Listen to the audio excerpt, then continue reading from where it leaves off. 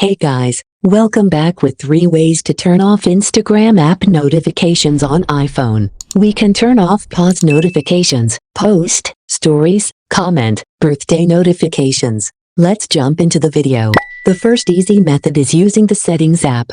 Launch the Settings app on your iPhone and scroll to the Notifications option. You should see an app preview on your lock screen. Again, scroll to see all app notification settings installed on your iPhone. Here, I want to turn off all Instagram notifications. You may not find the app in this list because hidden apps cannot send notifications. The hidden app will not show notifications on the lock screen or unlock screen, so we can manage it from here. Disable the toggle Allow Notifications. That's it. For more customization, here are the settings. Now, the second method is from the app settings. Finally, you can see Instagram notification settings or find the notifications settings from app. Just tap on it to turn off different push, email, and shopping notifications. If you have a problem during the night, then use quiet mode, schedule time, and date. Rest of the notification settings for posts, stories, comments, messages,